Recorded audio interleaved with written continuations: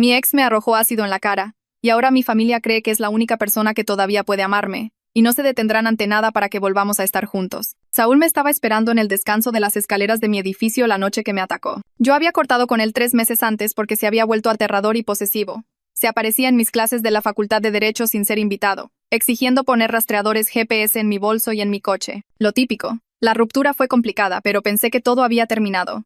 Hasta que volví a casa de la biblioteca y lo encontré allí, de pie, sosteniendo una botella de limpiador industrial. Dijo que si no podía tenerme, nadie más lo haría. Y antes de que pudiera correr, sentí el líquido golpear mi cara y todo se convirtió en un dolor blanco e insoportable. Estaba gritando y arañándome la cara mientras el olor a ácido, mezclado con mi propia piel derritiéndose, me hizo vomitar allí mismo, en las escaleras. Desperté en el hospital 3 días después y no podía ver nada. Los médicos me explicaron que el químico había destruido mis ojos por completo y que estaba permanentemente ciega. Mi cara también estaba destrozada. Casi no tenía nariz. Mis labios estaban torcidos y llenos de cicatrices, y la piel de mi rostro era un mosaico de quemaduras e injertos que requerirían 11 cirugías en los próximos meses. Volví a mi cuarto de siempre, en casa de mis padres, y pasaba los días en fisioterapia y entrenamiento de movilidad con un bastón blanco. Mi mamá me dijo que lo habían arrestado y estaba en la cárcel, y que había estado escribiendo cartas todos los días, pidiéndole a ella que me las leyera. Le dije que las tirara, que no quería volver a oír su nombre nunca más. Unas semanas después, mi mamá volvió a sacar el tema de las cartas mientras desayunábamos, mencionando casualmente que Saúl estaba en terapia en la cárcel y que estaba profundamente arrepentido por lo que hizo. Le dije que no me importaba y que preferiría morir antes que volver a hablar con él. Mi hermana Rosa empezó a mencionar cosas de las cartas cuando me visitaba, diciéndome cómo Saúl todavía pensaba que yo era hermosa, y le grité que se largara de mi cuarto. Mi papá se sentó conmigo y me dijo que la familia de Saúl tenía dinero y quería pagar por tratamientos experimentales en Europa. Le dije que prefería quedarme ciega para siempre antes que aceptar dinero del hombre que destruyó mi vida. Siguieron presionando, y yo los rechazaba cada vez con más fuerza, diciéndoles que estaban locos por siquiera sugerir que lo perdonara. Intenté seguir con mi vida y me hice un perfil en una aplicación de citas. Hice match con algunos chavos, pero todos y cada uno de ellos desaparecieron en el segundo en que les expliqué lo que le había pasado a mi cara. Tuve una cita real y pude oír cómo cambiaba la voz del tipo cuando me vio. Inventó una excusa sobre una emergencia del trabajo y se fue después de 10 minutos. Mi familia vio lo devastada que estaba y finalmente pareció dejar el tema de Saúl. Mi mamá dijo: «Está bien, mija, lo entiendo. Solo quiero que seas feliz con alguien». Unas semanas después, mi hermana mencionó que un compañero de trabajo de su esposo había perdido la vista recientemente en un accidente de coche y estaba buscando conocer a otras personas en la comunidad de ciegos. Se llamaba Julio, era unos años mayor que yo y trabajaba en fisioterapia. Dijo que él específicamente quería conocer a alguien que entendiera por lo que estaba pasando y que había visto una foto mía de antes del ataque y pensaba que yo parecía muy interesante. Siguió mencionando a Julio durante las siguientes semanas, hablándome de su trabajo voluntario, de su perro y de cómo le encantaban los mismos libros que a mí. Mi mamá dijo que la familia de Julio era muy agradable y que les encantaría conocerme. Yo dudaba, pero también estaba desesperada por cualquier tipo de conexión, y todos seguían diciendo lo perfectos que éramos el uno para el otro, ya que ambos estábamos aprendiendo a vivir con la ceguera. Mi hermana me llamó unos meses después y me dijo que Julio estaba listo para conocerme, que había estado preguntando por mí constantemente y estaba muy emocionado por nuestra cita. Me llevó en coche a un restaurante y me acompañó hasta una mesa antes de decirme que Julio llegaría en cualquier momento. Oí sus pasos alejarse y me quedé sentada allí intentando calmar mi respiración, esperando desesperadamente que esto fuera diferente. Oí pasos que se acercaban y alguien retiró la silla frente a mí y se sentó. Entonces oí una voz que me heló la sangre. «Hola, mi amor. Te he extrañado tanto». Era Saúl. Me levanté tan rápido que mi silla cayó hacia atrás y grité llamando a mi hermana, pero nadie respondió. Busqué mi bastón con la mano, pero no pude encontrarlo, y empecé a moverme en la dirección que creía que estaba la puerta mientras Saúl hablaba detrás de mí, diciendo que mi familia había planeado esto porque nos pertenecíamos, que no había ningún Julio y nunca lo hubo. Encontré una pared y la palpé hasta que encontré la manija de una puerta y tiré. Pero no se abría. Probé otra puerta, pero también estaba cerrada con llave. La voz de Saúl se estaba acercando. «Nos encerraron aquí para que tuviéramos que hablar. Esto no es un restaurante. De verdad quieren lo mejor para ti». Grité pidiendo ayuda tan fuerte como pude, mi voz quebrándose y áspera en mi garganta. Saúl seguía hablando detrás de mí sobre cómo todos solo querían lo mejor para nosotros, cómo mi familia había trabajado tanto para organizar esto. Mis manos temblaban, tanto que apenas podía mantenerlas planas contra la pared mientras me movía, buscando cualquier grieta o junta que pudiera ser una ventana. La pared estaba lisa y fría bajo mis palmas, solo paneles de yeso pintados sin nada que pareciera abrirse. Me moví más rápido, mis dedos raspando la superficie y encontré otra esquina. Giré y seguí adelante, mi respiración entrecortada. La voz de Saúl me seguía por la habitación, tranquila y constante, como si estuviera discutiendo el clima en lugar de tenerme prisionera. Encontré lo que parecía ser el marco de una ventana, pero cuando empujé, el vidrio no se movió y me di cuenta de que probablemente estaba sellada con pintura o clavada. Sentía el pecho apretado y no podía respirar bien. Grité de nuevo, más fuerte esta vez, llamando a cualquiera que pudiera oírme. Saúl solo seguía hablando de segundas oportunidades y de cómo el amor podía superarlo todo. Oí sus pasos acercándose a mí y el pánico recorrió todo mi cuerpo. Recordé la silla que había tirado cuando me levanté por primera vez y me dejé caer a 4 patas barriendo el suelo con los brazos hasta que la encontré. La agarré y me levanté rápido, sosteniéndola frente a mí con las patas apuntando hacia donde había oído a Saúl por última vez. Mis brazos temblaban por sostenerla, pero la mantuve allí como un arma entre nosotros. Los pasos dejaron de moverse y oí a Saúl suspirar. Su voz cambió por completo, pasando de ese falso tono comprensivo a algo más bajo y controlado. Era la misma voz que usaba justo antes de agarrarme la muñeca con demasiada fuerza o acorralarme en una esquina de mi apartamento. El vello de mis brazos se erizó y agarré la silla con más fuerza. Dijo mi nombre de esa manera cuidadosa, alargándolo lentamente, y supe que estaba tratando de decidir si realmente iba a golpearlo con la silla. La moví ligeramente, asegurándome de que pudiera oírla raspar el suelo, y le dije que se mantuviera alejado de mí. Mi voz no sonó tan fuerte como quería, pero al menos no se quebró. Saúl dijo que mi familia estaba esperando justo afuera de la puerta y que no nos dejarían salir a ninguno de los dos hasta que habláramos las cosas como adultos. Dijo que todos estaban de acuerdo en que esta era la única manera de hacerme escuchar, ya que había sido tan terca en negarme a leer sus cartas. Sentí que algo caliente y furioso subía por mi pecho, y le grité que lo único que quería decir era que era un monstruo que había destruido mi vida entera. Mi voz se hizo más fuerte mientras seguía hablando, diciéndole que mi familia también eran monstruos por ayudarlo a hacerme esto. Dije que me quitó los ojos, la cara y todo mi futuro, y ahora también me estaba quitando la libertad. La silla se sentía pesada en mis manos, pero no la bajé. Le dije que preferiría morir antes que perdonarlo por lo que me hizo en esa escalera.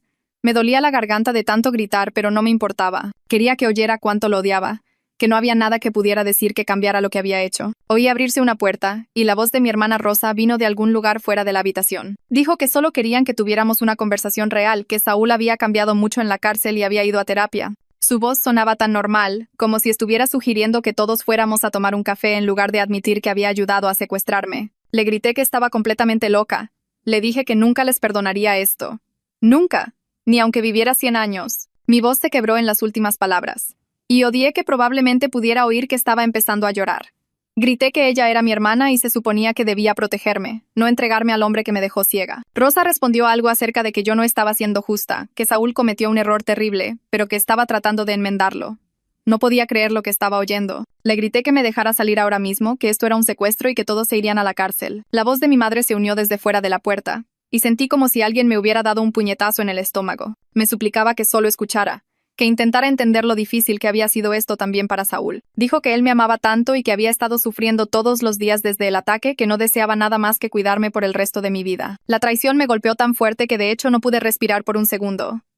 Me incliné, todavía sosteniendo la silla, tratando de que entrara aire en mis pulmones. Mi propia madre estaba parada fuera de esa puerta cerrada, y le importaban más los sentimientos de mi atacante que mi seguridad. Valoraba más su sufrimiento que el mío. Me sentí mareada y enferma, y no podía entender cómo estaba pasando esto. Siguió hablando de cómo la familia de Saúl tenía dinero y podía ayudarme, cómo él era mi mejor oportunidad de tener a alguien que me amara a pesar de mi aspecto actual. Cada palabra se sentía como otra quemadura de ácido en mi piel. Me enderecé y grité hacia la puerta que iba a llamar a la policía ahora mismo. Dije que esto era secuestro y privación ilegal de la libertad, y que conocía las definiciones legales porque era estudiante de Derecho. Les dije que todos serían arrestados y acusados, y que me aseguraría de que fueran a la cárcel por esto.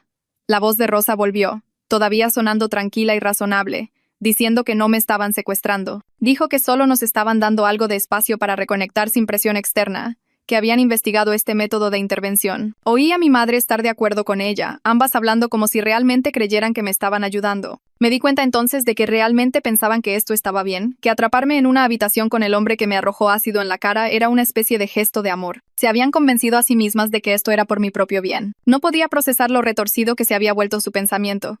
Grité que dar espacio a alguien significaba dejarlo en paz, no encerrarlo en una habitación contra su voluntad. Saúl se acercó más y oí sus pasos justo frente a mí. Dijo que solo quería tocar mi mano, para mostrarme que seguía siendo la misma persona que me amaba. Lancé la silla con todas mis fuerzas hacia su voz. Sentí que conectaba con algo sólido y lo oí gruñir de dolor. El impacto recorrió mis brazos y casi se me cae la silla, pero me aferré. Lo oí tropezar hacia atrás y algo se estrelló, tal vez él golpeando una mesa o la pared. Mi madre soltó un grito ahogado desde fuera de la puerta y empezó a decir «Dios mío» una y otra vez. La voz de Rosa se volvió aguda, diciéndome que no había necesidad de violencia. Le grité que Saúl fue quien me enseñó sobre la violencia cuando me derritió la cara, y que si se acercaba a mí de nuevo lo golpearía más fuerte. Mis manos temblaban peor ahora, pero mantuve la silla en alto. Saúl respiraba con dificultad en algún lugar al otro lado de la habitación y ya no hablaba. Sentí una pequeña satisfacción por haberlo lastimado, aunque seguía atrapada. Empecé a gritar de nuevo sobre la privación ilegal de la libertad y cómo sabía exactamente cuáles eran las definiciones legales. Grité que esto cumplía con todos los requisitos para los cargos de secuestro, que me habían atraído aquí con engaños y me retenían contra mi voluntad. Mi voz se estaba poniendo ronca, pero seguí, enumerando las leyes específicas que estaban violando. Dije que era estudiante de Derecho y que personalmente me aseguraría de que el fiscal les aplicara todo el peso de la ley a todos ellos. La voz de mi madre volvió, pero ahora temblaba, no tan segura como antes. Dijo que me dejarían salir en unas pocas horas. Solo necesitaban que escuchara a Saúl primero y le diera una oportunidad real de explicar. Dijo que si me calmaba y hablaba con él como una adulta, todos podríamos irnos a casa y olvidar que esto había pasado. Le dije que nunca olvidaría esto y tampoco lo haría la policía cuando los denunciara a todos. Metí la mano en el bolsillo y saqué mi teléfono, mis dedos buscando a tientas los botones correctos. Grité que estaba llamando al 911 ahora mismo y que todos iban a ser arrestados. Oí a Saúl moverse rápido y de repente sus manos agarraron las mías, arrancándome el teléfono. Intenté aferrarme, pero él era más fuerte y lo oí golpear el suelo. Luego lo oí pisotearlo una y otra vez, el sonido del vidrio y el plástico rompiéndose bajo su zapato. Le grité que parara, pero siguió hasta que no pude oír más sonidos de crujidos. Mi teléfono estaba destruido. Sentí las lágrimas corriendo por mi cara y no pude detenerlas. Estaba completamente aislada ahora. No había forma de pedir ayuda. No había forma de contactar a nadie fuera de esta habitación. Saúl respiraba con dificultad por el esfuerzo y podía oler su sudor en el aire entre nosotros. La habitación quedó en silencio, excepto por mi respiración agitada y el sonido de mi corazón latiendo en mis oídos. Retrocedí hasta que sentí la pared detrás de mí y me deslicé hasta sentarme en el suelo, todavía sosteniendo la silla sobre mi regazo. La voz de Saúl vino desde el otro lado de la habitación, suave y cuidadosa de nuevo. Dijo que solo quería una oportunidad para explicarse, para contarme su versión de lo que pasó esa noche. Oí a mi madre y a Rosa murmurando palabras de aliento desde fuera de la puerta cerrada, diciéndole que siguiera hablando, que yo finalmente estaba escuchando. Pero yo no estaba escuchando. Estaba pensando en cómo había confiado en mi familia para mantenerme a salvo y me habían vendido al hombre que destruyó mi vida. Estaba pensando en cómo había creído que había alguien llamado Julio que podría querer salir conmigo. Estaba pensando en lo estúpida que había sido al esperar algo bueno. Me quedé sentada allí, en la oscuridad que ahora era todo mi mundo, atrapada y sola con mi atacante mientras mi familia lo animaba desde el otro lado de una puerta cerrada. Retrocedí rápido hasta que sentí la esquina de la habitación y me deslicé por la pared para sentarme en el suelo, mis piernas temblando demasiado para sostenerme. Mantuve la silla en mi regazo como un escudo e intenté recordar todo lo de las clases de defensa personal que me hicieron tomar durante el entrenamiento de movilidad. Los pasos de Saúl se quedaron al otro lado de la habitación y podía oírlo respirar con dificultad desde donde lo había golpeado con la silla. Empezó a hablar con esa voz suave que siempre usaba cuando quería algo. Dijo que había estado yendo a terapia 3 veces por semana en la cárcel y que su terapeuta dijo que tenía problemas de abandono de su infancia que lo hacían reaccionar mal a la ruptura. Dijo que ahora entendía que lo que hizo estaba mal y que había pasado cada día trabajando en sí mismo para poder ser mejor para mí. No podía seguir escuchando esta basura, así que lo interrumpí. Mi voz salió temblorosa, pero no me importó. Le dije que estar arrepentido no me devolvía mis ojos, ni mi cara, ni mi carrera en la facultad de Derecho por la que tanto había trabajado. Mi voz se quebró cuando dije que me lo quitó todo y que ahora mi familia lo estaba ayudando a quitarme aún más al atraparme en esta habitación. Oí la voz de Rosa desde fuera de la puerta y sonaba molesta, como si yo estuviera siendo difícil. Dijo que estaba siendo demasiado dramática con todo este asunto. Dijo que habían investigado este enfoque de intervención con un consejero familiar especializado en reconciliación y que todos estuvieron de acuerdo en que esta era la mejor manera de ayudarme a seguir adelante. Las palabras me golpearon como agua fría y sentí náuseas. Habían planeado esto durante semanas, o tal vez incluso meses. Habían construido todo el perfil falso de Julio y se habían coordinado con Saúl, y probablemente practicaron lo que iban a decir. Cada conversación sobre Julio había sido una mentira diseñada para atraparme aquí. Pregunté cuánto tiempo llevaban hablando con Saúl y mi voz sonó extraña y plana. Mi madre respondió de inmediato, como si hubiera estado esperando que preguntara. Dijo que Saúl empezó a escribirle cartas a ella aproximadamente un mes después de que ocurriera el ataque. Dijo que sus cartas eran tan sentidas y llenas de remordimiento que simplemente no pudo tirarlas como yo le había exigido. Dijo que podía notar que él estaba genuinamente arrepentido y que realmente me amaba. El alcance total de lo que habían hecho se derrumbó sobre mí y no podía respirar bien. Habían estado apoyando en secreto a mi atacante todo este tiempo mientras fingían preocuparse por mi recuperación. Cada conversación compasiva sobre mi terapia o mi entrenamiento de movilidad había sido una mentira mientras tramaban a mis espaldas para forzarme a volver con él. Todas esas veces que mi madre me abrazó y dijo que solo quería que fuera feliz, estaba planeando esto. Todas esas veces que Rosa me visitó y actuó como si le importara, estaba construyendo la mentira de Julio. Les dije que ahora eran cómplices de su crimen y que me aseguraría de que la policía supiera que lo ayudaron a tener acceso a mí de nuevo. La voz de mi madre se puso a la defensiva y un poco estridente. Dijo que solo estaban tratando de ayudarme a encontrar el amor, ya que nadie más me iba a querer ahora, con la cara como la tenía. Esas palabras dolieron peor que el ácido. Empecé a llorar aunque estaba tratando con todas mis fuerzas de mantenerme fuerte y no dejar que me vieran quebrarme. La voz de Rosa intervino y dijo que necesitaba ser realista sobre mis opciones ahora. Dijo que Saúl ya sabe cómo me veo y todavía quiere estar conmigo. Dijo que eso era más de lo que iba a conseguir de cualquier otra persona. Saúl habló de nuevo desde el otro lado de la habitación. Dijo que me cuidaría para siempre. Dijo que sabía que él causó todo esto, pero que quería pasar el resto de su vida compensándome. Le grité que se suponía que debía estar en la cárcel y exigí saber cómo es que estaba siquiera aquí, en esta habitación. Mi madre explicó con esta voz tranquila, como si estuviera hablando del clima. Dijo que el abogado de Saúl consiguió que lo liberaran bajo fianza mientras apelaban su condena. Dijo que su familia hipotecó su casa como garantía para sacarlo. Dijo que todos habían estado trabajando juntos durante meses para planear esta reconciliación porque les importaba mucho mi futura felicidad. Me quedé sentada en mi rincón con lágrimas corriendo por mi cara arruinada y me di cuenta de que estaba tratando con personas que estaban completamente locas. Realmente creían que estaban haciendo algo bueno al atraparme en una habitación con el hombre que me dejó ciega y destruyó mi cara. Me obligué a dejar de llorar y me limpié la cara con la manga. Necesitaba dejar de desmoronarme y empezar a pensar como la estudiante de derecho que solía ser. Empecé a repasar todo lo que sabía sobre las leyes de secuestro y privación ilegal de la libertad, y qué pruebas necesitaría si alguna vez salía de aquí. Pensé en la distribución de la habitación y dónde estaban las puertas, y si esa ventana en el baño era realmente demasiado pequeña para pasar. Saúl seguía hablando de cuánto me amaba, pero lo ignoré y me concentré en planificar. Necesitaba salir de esta habitación y alejarme de estas personas que se suponía debían protegerme, pero que en lugar de eso me vendieron. Forcé mi voz para que se mantuviera tranquila y les dije que necesitaba usar el baño. Hubo silencio por un momento y luego oí a Rosa y a mi madre susurrando fuera de la puerta, pero no pude entender las palabras. Rosa finalmente dijo «está bien» y oí girar una llave en la cerradura. La puerta se abrió y la mano de Rosa agarró mi brazo con fuerza, lastimándome. Me levantó del rincón y me guió fuera de la habitación. Traté de memorizar el camino mientras caminábamos, contando los pasos y sintiendo cualquier cambio en el suelo. Giramos a la izquierda y caminamos quizás 15 pasos antes de que Rosa me detuviera y abriera otra puerta. Me empujó dentro y oí su voz justo detrás de mí diciendo que me diera prisa. Extendí la mano y sentí paredes de azulejos fríos y un lavabo.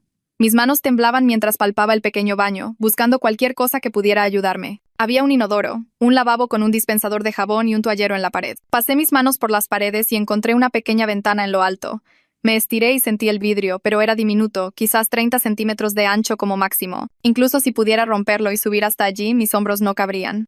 La voz de Rosa llegó a través de la puerta diciéndome que tenía 2 minutos. Seguí buscando y encontré un bote de basura de metal, pero estaba vacío. El gabinete debajo del lavabo solo tenía algunos productos de limpieza viejos. Tenía ganas de gritar, pero me obligué a respirar lentamente y usé el inodoro para que Rosa no sospechara.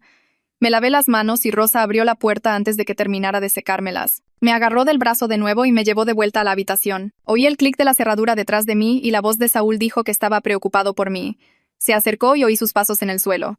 Intentó tomar mi mano y me aparté tan bruscamente que me golpeé el hombro contra la pared. El dolor recorrió mi brazo, pero no me importó. Les dije que necesitaba mi medicamento de su casa, y la voz de mi madre dijo que lo traerían más tarde, después de que hiciéramos algún progreso. Pregunté qué significaba progreso y ella dijo, después de que aceptes darle a Saúl una oportunidad real. Me deslicé de nuevo a mi rincón y rodeé mis rodillas con los brazos. Pasaron las horas y se turnaban para tratar de convencerme. Mi madre hablaba de cómo la terapia de Saúl lo había cambiado. Rosa me contaba sobre todas las cartas que escribió mostrando lo arrepentido que estaba. Saúl seguía diciendo que quería cuidarme para siempre. Permanecí en silencio y me concentré en escuchar todo a mi alrededor. Oí una puerta abrirse y cerrarse cuando alguien salía o entraba. Oía pasos sobre nosotros a veces, como si hubiera otro piso. La habitación tenía un eco que me hizo pensar que el techo era alto. Después de lo que pareció una eternidad, finalmente oí algo útil. Sonidos de tráfico en la distancia, débiles pero constantes. Coches pasando, tal vez una autopista o una calle concurrida. El sonido me ayudó a entender que no estábamos en un vecindario donde alguien pudiera oírme gritar. La forma en que los sonidos rebotaban sugería que estábamos en un gran espacio vacío. Probablemente un edificio comercial como una vieja oficina o una bodega. Eso significaba que gritar pidiendo ayuda no funcionaría porque estábamos demasiado lejos de cualquiera que pudiera oír. Mi madre volvió a entrar en la habitación y la oí dejar algo en el suelo. Dijo que trajo comida y agua. El olor a comida rápida llenó la habitación y mi estómago me dolió de hambre, pero no me moví. Me dijo que necesitaba comer algo y le dije, no confío en que no esté drogada. Su voz sonó dolida cuando dijo que nunca me haría eso. Casi me río porque ya hizo algo peor al atraparme aquí. Le dije que ya no me importaban sus sentimientos después de lo que había hecho. Dejó la comida cerca de mí y salió. El tiempo siguió pasando y oí a Saúl moverse por la habitación. Eventualmente su respiración cambió y se hizo más profunda. Entonces oí ronquidos y me di cuenta de que se había quedado dormido. Me quedé perfectamente quieta y escuché. Los miembros de mi familia hablaban en voz baja fuera de la puerta. La voz de Rosa decía que estaba siendo muy terca. Mi madre estuvo de acuerdo y dijo que tal vez necesitaban mantenernos aquí por unos días hasta que yo entrara en razón. La voz de mi padre se unió diciendo que tenían tiempo y que yo acabaría cediendo. Esperé hasta estar absolutamente segura de que Saúl estaba profundamente dormido. Los ronquidos eran constantes y fuertes. Me levanté con cuidado y empecé a explorar la habitación más a fondo que antes. Me movía lentamente con las manos extendidas frente a mí. Encontré lo que parecía ser un escritorio con una superficie lisa. Al lado había un archivador con cajones que se deslizaban. Los cajones estaban vacíos, pero el metal confirmó que estábamos en un edificio de oficinas abandonado. Seguí moviéndome a lo largo de la pared y encontré otro escritorio. Palpé la parte superior y no encontré nada más que polvo. Me agaché y abrí con cuidado los cajones uno por uno, tratando de no hacer ruido. El primer cajón tenía algunos papeles viejos. El segundo cajón tenía clips y ligas. El tercer cajón tenía algo de metal y lo recogí con cuidado. Mis dedos trazaron la forma y me di cuenta de que era un abrecartas delgado y puntiagudo. Me lo metí en el bolsillo lo más silenciosamente posible. Seguí explorando y encontré una toma de teléfono en la pared. Mi corazón dio un vuelco de esperanza, pero cuando palpé alrededor no había ningún teléfono conectado. Quise llorar por lo cerca que estuve de poder pedir ayuda. Me obligué a seguir buscando, pero no encontré nada más útil. Regresé con cuidado a mi rincón y me senté. El abrecartas presionaba contra mi pierna a través de mi bolsillo y me sentí un poco menos indefensa, sabiendo que tenía algo con qué defenderme si lo necesitaba. No dormí nada esa noche. Solo me quedé sentada allí, escuchando roncar a Saúl y pensando en cómo salir de esto. A la mañana siguiente oí abrirse la cerradura de la puerta y entró mi madre. Dijo que trajo el desayuno y preguntó si había dormido bien. Ignoré su pregunta y le dije que necesitaba hablar con mi tío Arturo. Se quedó callada un momento y preguntó por qué. Le dije que porque él era el único miembro de la familia que podría escuchar razones en lugar de estar completamente loco. Sonó a la defensiva cuando dijo que no estaban locos. Estaban tratando de ayudarme. Le dije que secuestrar a alguien no era ayudar y que Arturo lo entendería aunque ella no lo hiciera. Dudó y luego dijo que lo llamaría. Oí sus pasos salir de la habitación y luego salir del edificio por completo, basándome en cómo se desvanecieron los sonidos. Me quedé sentada allí, esperando desesperadamente que Arturo viniera y que estuviera de mi lado en lugar del de ellos. Me quedé sentada en la oscuridad esperando y el tiempo pasó tan lentamente que no podía decir si habían pasado 20 minutos o 2 horas. Saúl seguía roncando al otro lado de la habitación y oía a mi familia hablar en voz baja afuera, pero ya no podía distinguir las palabras. Entonces oí nuevos pasos, más pesados, y la voz de mi tío Arturo irrumpió preguntando, ¿qué diablos está pasando aquí? Mi madre empezó a explicar con esa falsa voz tranquila, pero Arturo la interrumpió y su voz se hizo más fuerte mientras exigía saber dónde estaba yo. Rosa intentó decir algo sobre darnos espacio, pero Arturo sonó más enojado de lo que nunca lo había oído cuando le dijo que esto era una locura. La cerradura se abrió, la puerta se abrió de golpe y Arturo gritó mi nombre. Me levanté rápido y me moví hacia su voz mientras Saúl se despertaba confundido y mi madre intentaba bloquear la entrada. Arturo me preguntó si estaba bien y me agarré a su brazo y le conté todo deprisa sobre el perfil falso de Julio, sobre estar atrapada aquí con Saúl y mi familia cerrando las puertas con llave. Todo su cuerpo se tensó bajo mi mano y dijo que esto era un secuestro y que habían perdido la cabeza. Lo oí avanzar y mi madre protestó, pero él es un hombre grande y no pudo detenerlo. La voz de Saúl se alzó diciendo que solo querían que habláramos, pero Arturo le dijo que se callara y se mantuviera atrás. Rosa me agarró del otro brazo tratando de alejarme de Arturo, pero él la apartó de un manotazo y le dijo que iría a la cárcel por esto. La voz de mi padre se unió desde algún lugar diciendo que estaban tratando de ayudarme, pero Arturo lo interrumpió y dijo que ayudar sería respetar mis decisiones, no atraparme con mi atacante. Me guió rápidamente a través de la puerta. Tropecé pero me aferré a su brazo. Mi madre nos seguía diciendo que teníamos que calmarnos y hablar de esto, pero Arturo siguió moviéndose y le dijo que se mantuviera alejada de ambos. Bajamos lo que parecieron ser unas escaleras y oí los pasos de mi familia detrás de nosotros, pero Arturo se movía rápido. El aire cambió y supe que estábamos afuera y Arturo me ayudó a subir a su coche. Todo mi cuerpo empezó a temblar tan fuerte que me castañeteaban los dientes y no podía hacer que parara. Arturo se subió al asiento del conductor. cerró los seguros de las puertas y oí a mi madre golpear la ventana. Arrancó el motor y salió mientras llamaba a alguien por teléfono. Su voz seguía enojada cuando le dijo a su esposa que nos viera en la estación de policía y que yo necesitaba un abogado ahora mismo. Traté de decir gracias, pero mi voz salió como un sollozo y Arturo extendió la mano y me apretó el hombro diciendo: «Está bien, ya estás a salvo. Yo te cubro». El viaje pareció interminable y demasiado corto a la vez, y mis manos no dejaban de temblar en mi regazo. Arturo se estacionó y vino a ayudarme a bajar, y su esposa debió haber llegado rápido porque oí su voz preguntando qué había pasado. Arturo le dio la versión corta mientras me ayudaba a entrar y oí la conmoción en su voz. Dentro de la estación de policía, Arturo habló con alguien en un mostrador y luego una oficial nos llevó a una habitación. La voz de la oficial fue amable cuando me pidió que le contara lo que pasó, y empecé desde el principio con mi hermana organizando la cita falsa. Mi voz temblaba, pero logré contar toda la historia sobre estar encerrada en esa habitación con Saúl y mi familia negándose a dejarme salir. La oficial hizo preguntas y respondí todo mientras Arturo estaba sentado a mi lado. Sonaba horrorizada cuando dijo que iban a enviar unidades ahora mismo para arrestar a mi madre, a Rosa y a Saúl por secuestro y por violar las condiciones de la libertad condicional de Saúl. Otro oficial entró e hizo más preguntas y tuve que repetir partes de la historia hasta que me dolió la garganta. Tomaron fotos de mi bastón que mi familia me quitó, de la ropa que llevaba puesta y documentaron todo. Finalmente dijeron que podía irme y Arturo me ayudó a volver a su coche. En su casa, su esposa me mostró la habitación de invitados y me ayudó a sentarme en la cama. Me trajo agua y me preguntó si necesitaba algo, pero no pude responder porque todo me golpeó de una vez. Mi propia madre y mi hermana me atraparon con el hombre que me dejó ciega y destruyó mi cara. Lo eligieron a él por encima de mí. Pensaron que forzarme a entrar en esa habitación era ayudar. Empecé a llorar y no podía parar. Y la esposa de Arturo se sentó a mi lado y me frotó la espalda. Lloré desconsoladamente sobre cómo mi familia me había traicionado y que no tenía a dónde ir ahora. Y ella dijo que podía quedarme allí todo el tiempo que necesitara. Arturo entró y su voz fue suave cuando dijo que la policía los había arrestado a los tres y que Saúl estaba de vuelta bajo custodia. Lloré más fuerte porque, aunque estuvieran arrestados, eso no cambiaba lo que habían hecho. A la mañana siguiente desperté desorientada en la habitación desconocida y oí a Arturo hablando con alguien por teléfono. Tocó y entró diciendo que había un abogado llamado licenciado Salomón Herrera, de asistencia legal, que quería hablar conmigo. Tomé el teléfono y la voz de Salomón era profesional pero cálida cuando se presentó. Dijo que Arturo lo llamó anoche y le explicó la situación y que quería ayudar. Salomón me dijo que tenía casos sólidos para órdenes de restricción contra toda mi familia y para demandarlos por daño moral y privación ilegal de la libertad. Su confianza me hizo sentir un poco menos indefensa y acepté reunirme con él. Arturo me llevó a la oficina de Salomón más tarde y Salomón repasó todo metódicamente. Hizo preguntas detalladas, tomó notas y explicó el proceso legal. Dijo que los cargos penales contra mi familia eran graves y que el fiscal estaba presionando mucho debido a la gravedad. Me enteré de que Saúl fue arrestado en el lugar y su fianza fue revocada de inmediato, por lo que está de vuelta en prisión. Mi madre y Rosa también fueron arrestadas, pero pagaron la fianza y fueron liberadas en espera del juicio. Salomón dijo que enfrentaban cargos de secuestro, conspiración y complicidad en la violación de la fianza. Las órdenes de restricción deberían aprobarse rápidamente dado lo que pasó. De vuelta en casa de Arturo esa tarde, sonó el teléfono, y Arturo contestó. Luego me lo pasó diciendo que era para mí. La voz de una mujer dijo mi nombre y preguntó si la recordaba. Me tomó un segundo, pero luego reconocí a Marisol Garza de la Facultad de Derecho. Dijo que se enteró de lo que pasó a través de amigos en común y que se había estado preguntando cómo estaba yo desde el ataque. Su voz no tenía ese tono de lástima cuidadoso que todos los demás usaban y algo en mi pecho se aflojó. Preguntó si podía venir a visitarme y le dije que sí. Marisol llegó una hora después y Arturo la acompañó a la habitación de invitados. Se sentó y empezó a hablar como si solo nos estuviéramos poniendo al día como amigas. No hizo preguntas intrusivas sobre mi cara o mi ceguera, ni me trató como si estuviera hecha de cristal. Hablamos durante horas sobre todo, desde chismes de la Facultad de Derecho hasta terribles reality shows. Me contó sobre su nuevo apartamento, su vecino molesto y su terrible vida amorosa. Me encontré riendo por primera vez en días.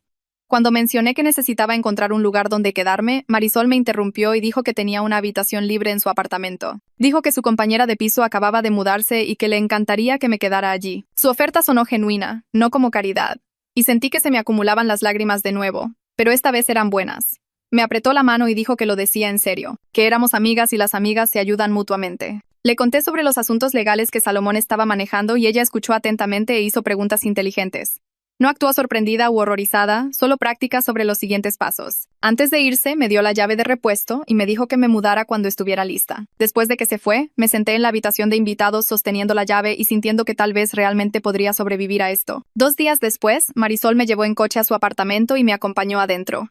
Tomó mi mano y me guió por cada habitación, describiendo la distribución en términos claros y simples. La cocina está derecho desde la puerta principal. El baño es la primera puerta a la derecha. Su habitación está al final del pasillo y mi habitación es la segunda puerta a la izquierda. Me preguntó qué necesitaba para hacer que el espacio funcionara para mí. En lugar de simplemente asumir, y sentí que me relajaba un poco porque estaba tratando esto como un problema práctico a resolver en lugar de una tragedia. Pasamos la tarde acomodando los muebles para que pudiera moverme fácilmente y me mostró dónde guardaba los platos y la comida y me explicó su sistema para organizar las cosas. Esa noche, me acosté en la cama en mi nueva habitación y sentí algo cercano a la seguridad por primera vez desde que ocurrió el ataque. A la mañana siguiente, Salomón llamó y dijo que estaba solicitando las órdenes de restricción contra mi madre, Rosa y Saúl. Explicó el proceso y me dijo que el juez revisaría las pruebas del secuestro y probablemente aprobaría las órdenes rápidamente. 3 días después, Salomón volvió a llamar con buenas noticias. El juez concedió las 3 órdenes de restricción de inmediato y ahora están legalmente obligados a mantenerse al menos a 150 metros de mí en todo momento. Si alguno de ellos viola la orden, será arrestado en el acto. Le di las gracias a Salomón y colgué sintiendo que ahora tenía algo de protección real. Una semana después de mudarme con Marisol, mi teléfono sonó con un número desconocido. Contesté con cautela y la voz de un hombre se presentó como Javier Montes, del Centro Comunitario para Ciegos. Dijo que se enteró de mi caso a través de las redes de discapacidad y quería ayudarme a desarrollar mejores habilidades para vivir de forma independiente. Su voz era cálida pero práctica y mencionó que era ciego de nacimiento, por lo que había navegado esto toda su vida. Acepté reunirme con él y fijamos una hora para más tarde esa semana. Cuando Javier llegó al apartamento de Marisol, me estrechó la mano con firmeza y fue directo al grano. Preguntó qué entrenamiento de movilidad había tenido hasta ahora y le expliqué el trabajo básico con el bastón del hospital. Hizo un sonido pensativo y dijo que había mucho más que debería saber. Durante las siguientes 2 horas me enseñó técnicas que nunca aprendí, mostrándome cómo usar mi bastón de manera más efectiva y hablándome de tecnología que puede ayudar con las tareas diarias. Sacó dispositivos que leían texto en voz alta y aplicaciones que identificaban objetos a través de la cámara de mi teléfono. Habló de la ceguera como si fuera solo una forma diferente de moverse por el mundo en lugar de una terrible tragedia, y algo en mi pecho se aflojó. Acordamos reunirnos 2 veces por semana para sesiones de entrenamiento. El lunes siguiente, Marisol me llevó a mi primera cita con la Dra. Paola, una terapeuta que trabaja con sobrevivientes de trauma. Salomón me conectó con ella y aceptó verme con una tarifa ajustada, ya que no tengo dinero en este momento. En su consulta, me senté en un sofá que era suave pero no demasiado. Y la voz de la Dra. Paola fue tranquila cuando se presentó. Preguntó si quería hablar sobre lo que pasó y descubrí que apenas podía hablar. Se me cerró la garganta y solo negué con la cabeza. Ella dijo que estaba bien. Podíamos ir al ritmo que yo necesitara y no había presión para compartir nada antes de que estuviera lista. La sesión pasó con ella haciendo preguntas amables sobre lo que necesitaba para sentirme cómoda y segura, y me fui sintiendo que tal vez la terapia no sería tan horrible como temía. 2 días después, el fiscal que manejaba el caso penal contra mi familia me llamó. Se presentó y explicó que mi madre y Rosa enfrentaban cargos de secuestro, cargos de conspiración y cargos por poner en peligro a una persona. Saúl enfrentaba cargos adicionales por violar las condiciones de su libertad condicional y por intimidación. La voz del fiscal era seria cuando dijo que estaban presionando mucho en estos casos debido a la gravedad de la situación. Me preguntó si estaba dispuesta a testificar si los casos iban a juicio y dije que sí sin dudarlo. Después de que colgamos, volvió a llamar 1 hora después con más información. Dijo que la condena original de Saúl por el ataque con ácido estaba siendo apelada por sus abogados, pero los nuevos cargos del secuestro habían destruido cualquier posibilidad de que su sentencia fuera reducida. De hecho, el fiscal esperaba que a Saúl le añadieran años adicionales a su sentencia cuando todo estuviera finalizado. Sentí una feroz satisfacción al oír eso. Marisol me ayudó a empezar el papeleo para la ayuda financiera de emergencia y los beneficios por discapacidad esa misma semana. Nos sentamos en la mesa de su cocina y ella leyó los formularios, explicando qué significaba cada sección y ayudándome a llenar todo. El proceso era mucho más complicado de lo que debería ser, con preguntas interminables sobre mi condición, mis finanzas y mi situación familiar. Marisol se mantuvo paciente durante todo el proceso, buscando la información que necesitábamos y haciendo llamadas telefónicas a varias oficinas para obtener respuestas.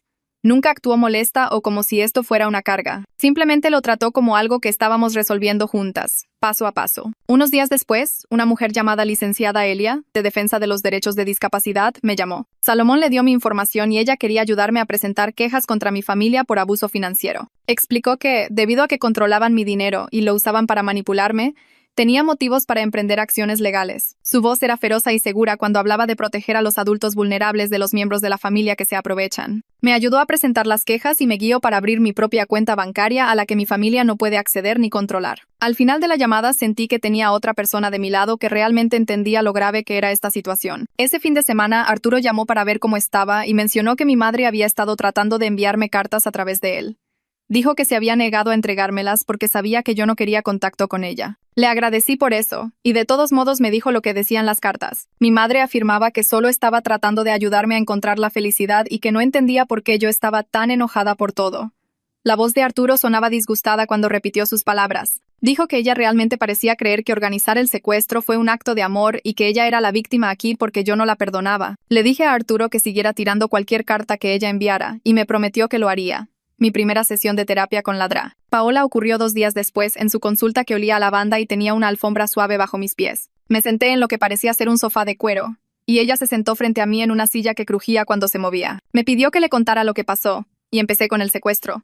Pero ella me detuvo y me pidió que retrocediera más, a cuando mi familia empezó a empujarme hacia Saúl después del ataque. Hablé durante casi 1 hora sobre cada carta que intentaron hacerme leer, cada chantaje emocional sobre cómo Saúl todavía me amaba, cada vez que me hacían sentir que estaba siendo irracional por no perdonar al hombre que me dejó ciega.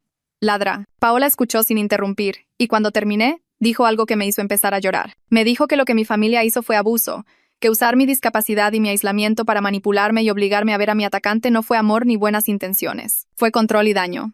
Dijo que no les debía el perdón solo porque fueran familia, y que cortar la relación con ellos por completo era una opción válida y saludable. Lloré tanto que apenas podía respirar porque alguien finalmente entendía lo grave que había sido esto, lo equivocados que estaban. La audiencia preliminar se programó para 3 semanas después, y el fiscal me llamó el día anterior para prepararme para lo que sucedería. Explicó que tendría que testificar sobre todo lo que pasó en esa habitación cerrada, que mi madre y Rosa estarían allí con sus abogados, y que la defensa intentaría hacer que pareciera menos grave de lo que fue. Le dije que podía manejarlo, y él dijo que me creía. Arturo me llevó al juzgado a la mañana siguiente y me acompañó adentro, sus manos firmes en mi codo mientras navegábamos por los pasillos. La sala del tribunal era fría y con eco, y podía oír a la gente barajando papeles y susurrando.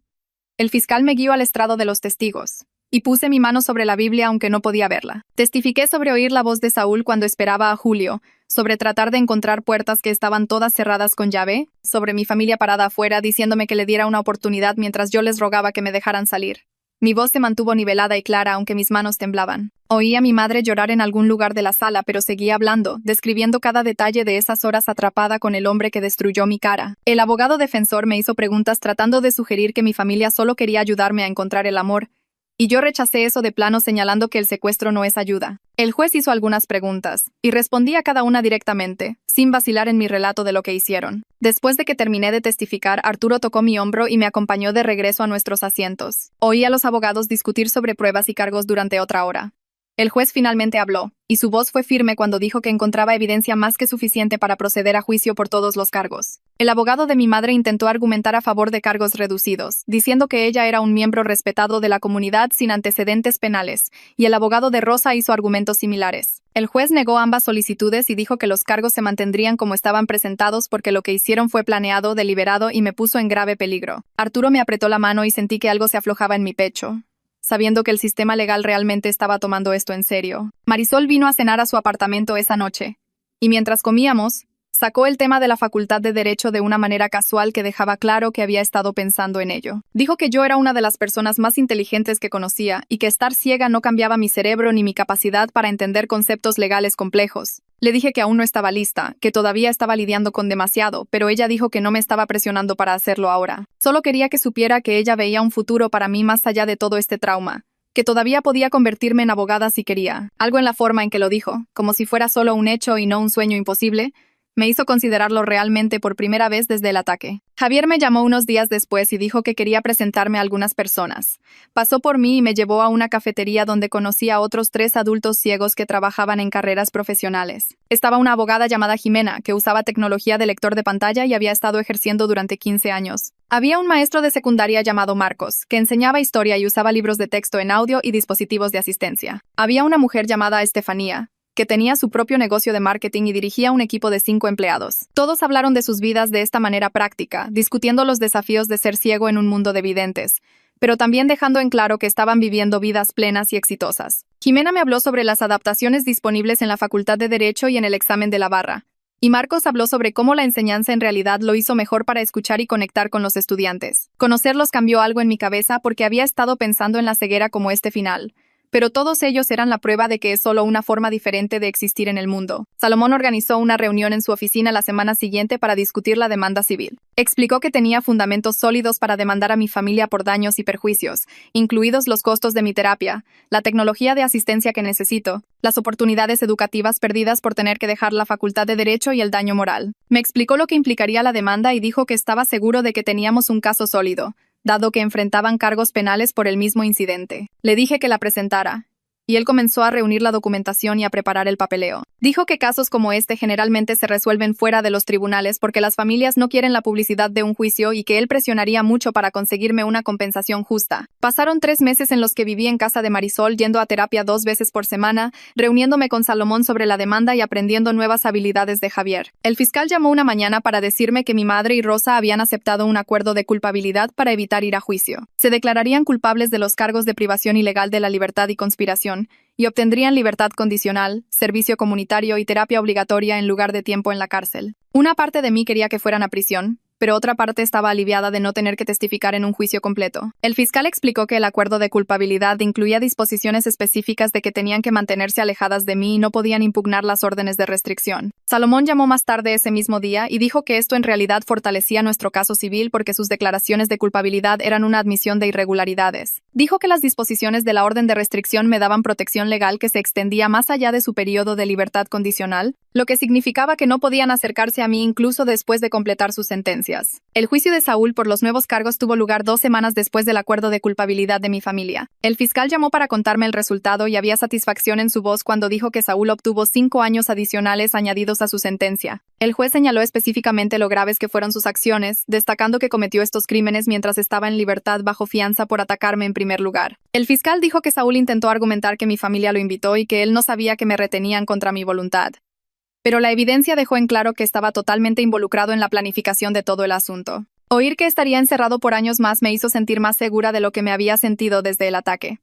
Javier me preguntó si quería empezar a ser voluntaria en el centro comunitario para ciegos y dije que sí de inmediato. Me entrenó sobre cómo ayudar a las personas recién ciegas a aprender habilidades básicas de movilidad con un bastón blanco, enseñándoles las técnicas que a mí me costó aprender después del ataque. Mi primer día como voluntaria, trabajé con una mujer llamada Carol que perdió la visión en un accidente de coche hacía 6 meses. Le mostré cómo barrer el bastón correctamente y cómo escuchar los cambios en el sonido que indican obstáculos o aberturas. Enseñarle se sintió poderoso porque estaba usando lo que me pasó para ayudar a alguien más, convirtiendo todo ese dolor y miedo en algo útil. Carol me dio las gracias al final de la sesión y dijo que ayudaba a aprender de alguien que realmente entiende por lo que está pasando. Salí del centro ese día sintiéndome capaz y fuerte, en lugar de ser solo alguien que sobrevivió a algo terrible. Marisol empezó a venir a mi apartamento más a menudo, y caímos en una amistad fácil que se sentía natural en lugar de forzada. Me describió la distribución del edificio de apartamentos cuando le pregunté, pero no me sobreprotegió ni me explicó en exceso cosas básicas. Trataba mi ceguera como solo otro hecho sobre mí en lugar de toda mi identidad. Pedíamos comida para llevar y veíamos reality shows juntas, ella dándome descripciones rápidas de las cosas visuales que importaban, pero sobre todo simplemente riéndose conmigo del drama ridículo. Me contaba sobre sus citas terribles y sus compañeros de trabajo molestos y me pedía consejos sobre cosas normales, y me di cuenta de que esta era la primera amistad real que tenía desde el ataque, donde alguien me veía como una persona completa. Una noche estaba pintándose las uñas en mi sofá y describiéndome el color, y sentí esta ola de gratitud de que ella eligiera quedarse cuando podría haber seguido con su vida. Salomón llamó unas semanas después con noticias sobre la demanda civil y su voz sonaba satisfecha cuando me dijo que mi familia había aceptado un acuerdo fuera de los tribunales. El monto del acuerdo cubriría todos mis costos de terapia, la tecnología de asistencia que necesito y mis gastos de manutención mientras averiguo mis próximos pasos. Dijo que presionó mucho durante las negociaciones y me consiguió una cantidad justa que reflejaba el grave daño que causaron. Mi madre y Rosa no querían arriesgarse a un juicio donde todos los detalles se harían públicos, así que aceptaron pagar en lugar de enfrentar esa exposición. Salomón explicó la estructura de pago y el cronograma, asegurándose de que entendiera todos los términos antes de firmar nada. El dinero no arreglaría lo que hicieron, pero me daba independencia financiera de ellos, lo que se sentía como recuperar el control de mi vida. Arturo me llamó al día siguiente y su voz era cuidadosa cuando me dijo que mi madre seguía preguntando por mí a través de él. Quería disculparse en persona y seguía diciendo que necesitaba explicarse, y Arturo estaba claramente incómodo por estar atrapado en medio. Le dije que no estaba lista para verla y que tal vez nunca lo estaría, que su disculpa no cambiaba lo que hizo ni hacía que doliera menos. Dijo que entendía completamente y que seguiría siendo un intermediario entre nosotros todo el tiempo que necesitara. Pude oír el alivio en su voz de que no lo estaba presionando para que tomara partido y le dije que apreciaba todo lo que había hecho para apoyarme. Mencionó que le había dejado claro a mi madre que pensaba que lo que ella hizo estaba mal y que respetaba mi decisión de mantenerme alejada. Me inscribí en clases de derecho en línea para terminar la carrera que el ataque de Saúl interrumpió, y el primer día fue más difícil de lo que esperaba. La tecnología del lector de pantalla leía todo en voz alta y estaba usando versiones de audio de los libros de texto, pero mantenerme al día con el material requería una concentración intensa. Tenía que reproducir secciones varias veces para captar detalles que habría visto de inmediato antes, y tomar notas sin poder ver lo que estaba escribiendo se sentía incómodo y lento. Mi primera tarea me llevó 3 veces más tiempo de lo que debería, pero la entregué de todos modos, decidida a no dejar que la ceguera me impidiera terminar lo que empecé. El profesor me respondió por correo electrónico con palabras de aliento y algunos consejos sobre técnicas de estudio adaptativas, y sentí una chispa de esperanza de que tal vez realmente podría hacer esto. En terapia, ladrá. Paola me ayudó a procesar sentimientos complicados sobre mi apariencia y si alguna vez volvería a tener citas. Le conté sobre los intentos fallidos en la aplicación de citas y cómo escuchar la voz de ese tipo cambiar cuando vio mi cara me hizo querer desaparecer. Me hizo preguntas sobre en qué creía que se basaba mi valor y si creía que merecía amor solo si alguien me encontraba atractiva. La conversación fue incómoda pero necesaria, y al final estaba empezando a separar mi valor como persona de si alguien quería salir conmigo. No estoy lista para intentar tener citas de nuevo y tal vez nunca lo estaré, pero estoy empezando a creer que estar sola no significa que no valga nada o que no merezca amor. Javier llamó y me preguntó si estaría dispuesta a hablar en una conferencia de derechos de las personas con discapacidad sobre mi experiencia navegando el sistema legal como persona ciega. Se me revolvió el estómago ante la idea de pararme frente a una sala llena de extraños y hablar sobre lo peor que me había pasado. Pero Javier explicó que muchas personas ciegas enfrentan manipulación familiar y barreras legales, y escuchar a alguien que luchó con éxito podría ayudarlos a defenderse a sí mismos. Le dije que estaba nerviosa, pero que lo haría porque quería usar lo que me pasó para ayudar a otras personas en situaciones similares.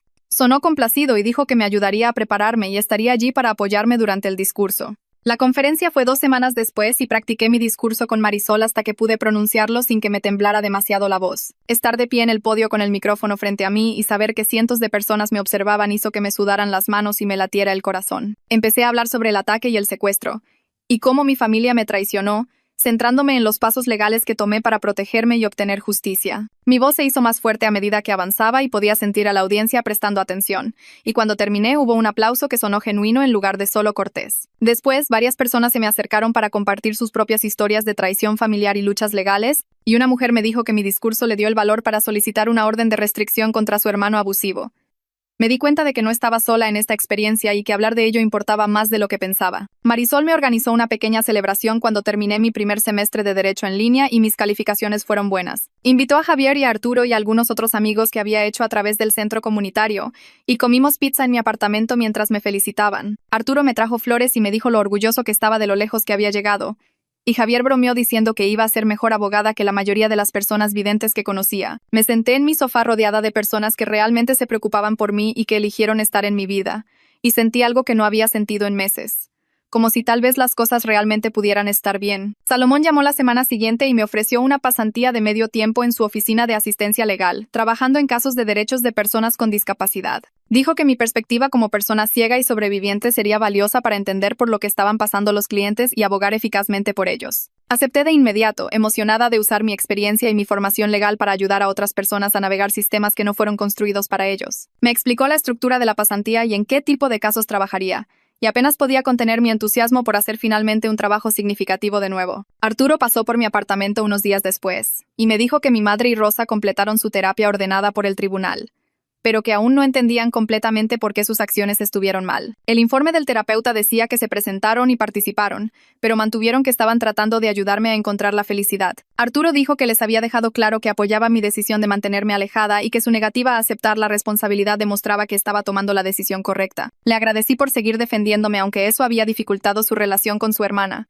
y él dijo que la familia debería protegerse mutuamente, no atrapar a sus miembros con sus abusadores. Unas semanas después de esa conversación con Arturo, empecé a buscar apartamentos accesibles con la ayuda de una defensora de vivienda con la que Elia me conectó. Visitamos 6 lugares diferentes y rechacé la mayoría porque la distribución era confusa o los propietarios parecían incómodos con mi bastón y mi cara. El 7º apartamento se sintió bien en el momento en que entré por la puerta. La defensora describió la planta abierta y las puertas anchas, y me moví por cada habitación sintiéndolo lógicamente que todo se conectaba. La cocina ya tenía electrodomésticos parlantes instalados y el baño tenía barras de apoyo y una ducha a ras de suelo con un asiento incorporado. Firmé el contrato de arrendamiento esa tarde y Marisol se ofreció inmediatamente a ayudarme a mudarme. 2 semanas después, pasó por mí en una camioneta prestada y cargamos las pocas pertenencias que había acumulado en casa de Arturo. Marisol nos llevó al nuevo lugar y pasamos horas acomodando muebles y desempacando cajas. ella describiendo dónde estaba todo y yo memorizando la distribución al tacto. Al anochecer estábamos agotadas y sentadas en el suelo de mi sala comiendo pizza directamente de la caja. Marisol me contó sobre una cita desastrosa que tuvo y me reí más fuerte de lo que me había reído en meses. Y algo cambió dentro de mí cuando me di cuenta de que este era mi espacio, que yo elegí, con una amiga que me ve como una persona completa en lugar de una víctima o un proyecto. A la mañana siguiente me desperté en mi propia habitación e hice café en mi propia cocina, y la independencia se sintió casi abrumadora de la mejor manera posible. 6 meses después del secuestro, estoy trabajando 3 días a la semana en la oficina de asistencia legal de Salomón, ayudando a clientes a navegar casos de discriminación por discapacidad. Tomo el autobús al trabajo usando rutas que Javier me ayudó a aprender y uso mi lector de pantalla para revisar expedientes de casos y redactar documentos legales. Mis clases de derecho van bien y estoy en camino de graduarme el próximo año, y mis profesores han sido complacientes con mis necesidades de tecnología de asistencia. Marisol viene la mayoría de los viernes por la noche y cocinamos juntas o pedimos comida para llevar y vemos la televisión con la audiodescripción activada. Javier me invitó a unirme a una liga recreativa de goalball para atletas ciegos y voy todos los martes por la noche, y la actividad física ayuda cuando la ira hacia mi familia se acumula demasiado. Arturo me envía mensajes de texto cada pocos días para ver cómo estoy, y a veces nos reunimos para tomar un café. Y nunca me presiona para que perdone a su hermana o a mis padres, aunque sé que es difícil para él. La oficina del fiscal me envió una carta diciendo que los nuevos cargos de Saúl resultaron en tiempo de prisión adicional y que mi madre y Rosa completaron sus requisitos de libertad condicional, pero las órdenes de restricción siguen vigentes. Algunas mañanas todavía me despierto tocándome la cara y sintiendo el tejido cicatricial retorcido y deseando poder ver de nuevo. Algunos días estoy tan enojada por lo que hizo mi familia que tengo que llamar a la Dra. Paola para una sesión de emergencia. Pero estoy construyendo algo real aquí, con personas que eligieron estar en mi vida en lugar de personas que se sintieron obligadas por la sangre. Estoy aprendiendo que estar ciega no significa ser indefensa, y estar marcada no significa estar rota. La oscuridad es permanente y las cicatrices no desaparecerán. Pero estoy creando un futuro que es mío, en mis propios términos, y eso es más de lo que creía posible cuando estaba atrapada en esa habitación con Saúl hace 6 meses.